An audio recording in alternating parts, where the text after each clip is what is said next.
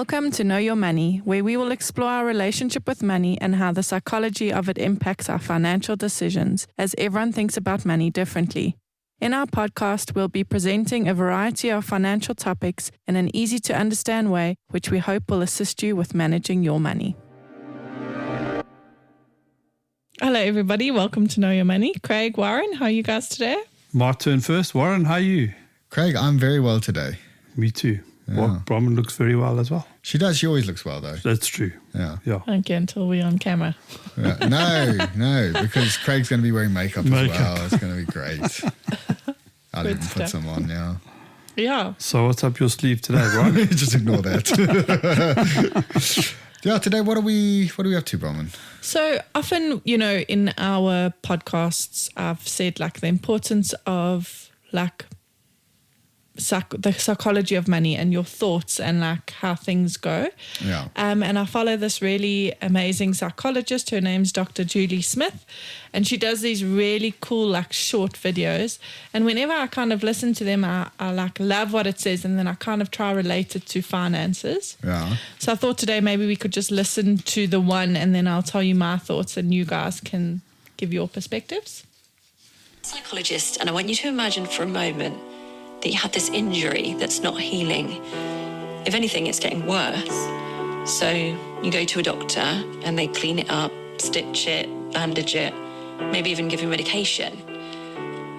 But does the doctor actually heal that wound?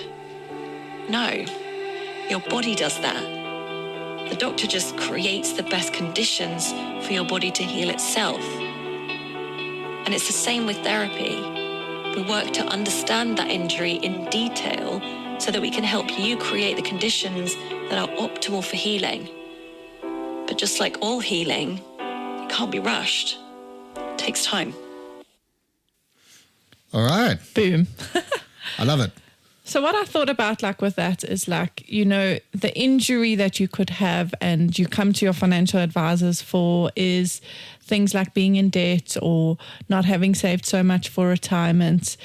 We can sit as the advisor and provide you with tools, the bandage and the medicine and all of those kind of things. But if you yourself don't implement it, the healing or the not being in debt or being able to achieve your retirement cannot happen without you and your body and mind being a part of it. Yeah, and I think a very big part of that, Bronwyn, in my opinion, is the mind. So let's use the debt example. People will often go, well, what's the point? I'll never get rid of it anyway. I'll just pay the minimum. Yeah. And ultimately that leads them to being in debt for the rest of their lives and paying through the roof on a credit card for what was probably a nominal small sum at the beginning. Like most people. Yeah. And the banks want you to stay in that of course they do. Controlled environment, in debt, paying them a fortune. Yeah, that's the model. That's their model. Yeah. Not so our model. if we go to that, your financial advisor, you guys, that's what you do. What would you say? But you see, so that's the exact sentence that I'm trying to say. I do have clients that are in debt. They come to me and they ask for help, and I give them the bandage. Yeah.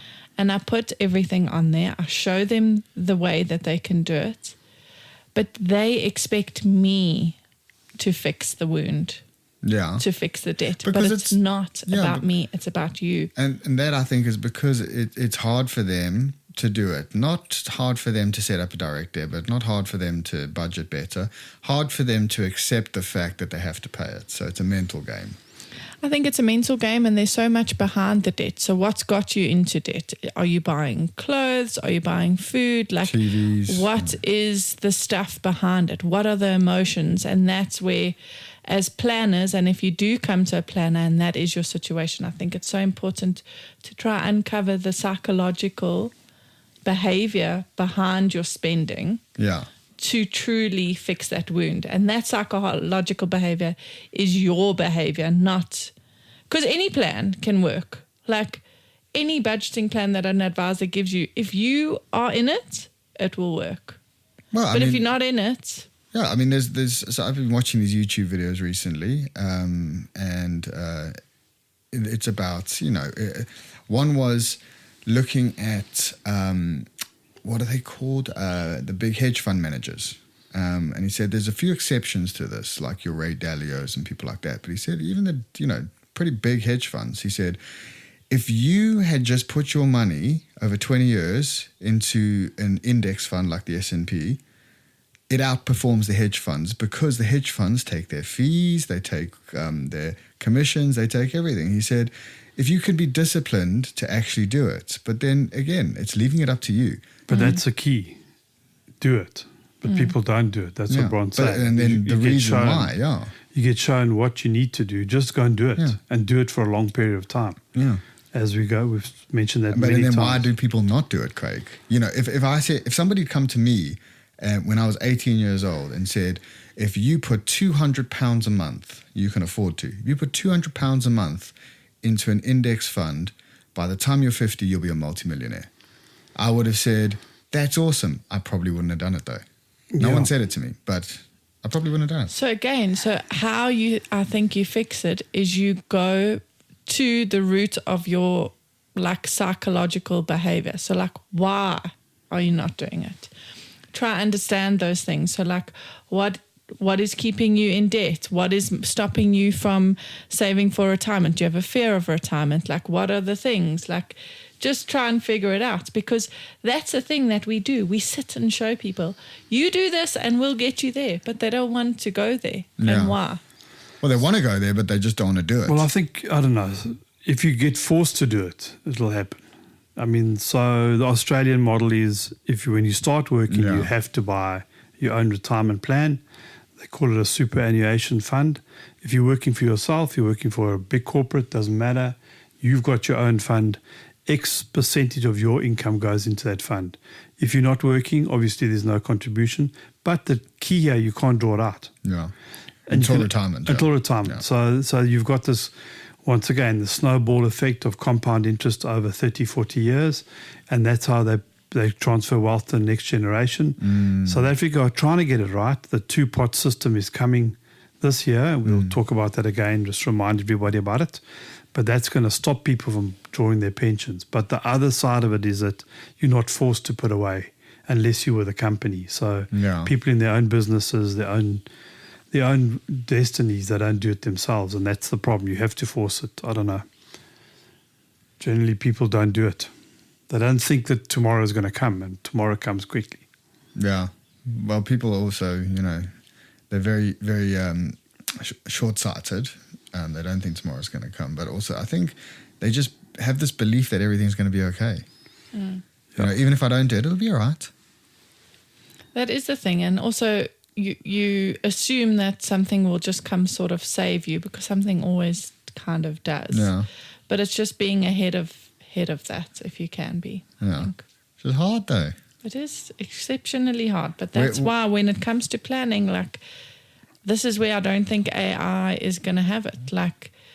Yes, no. AI is going to spit out a solution for you, but you're not going to talk about these things, these rooted things of where your beliefs come from, what your mindset comes from.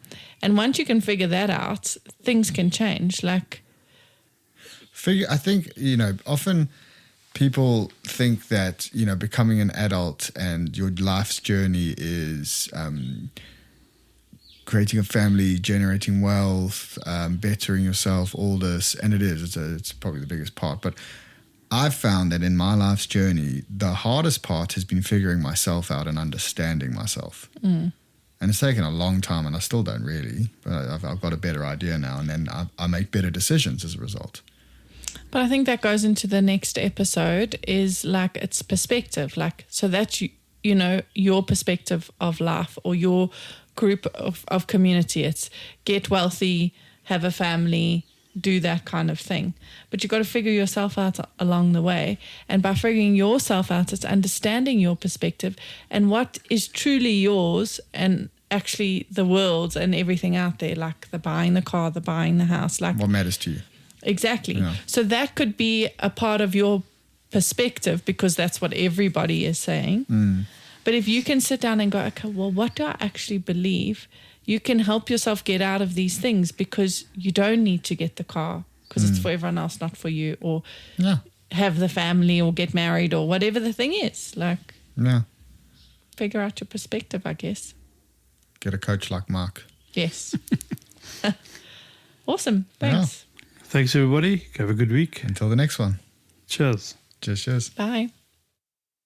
Thank you for listening. If you have enjoyed this podcast, would like to subscribe, please visit our website, www.growthfp.co.za. The information we have provided in this podcast is our personal opinion. For more detailed information, please discuss your financial situation with a financial planner.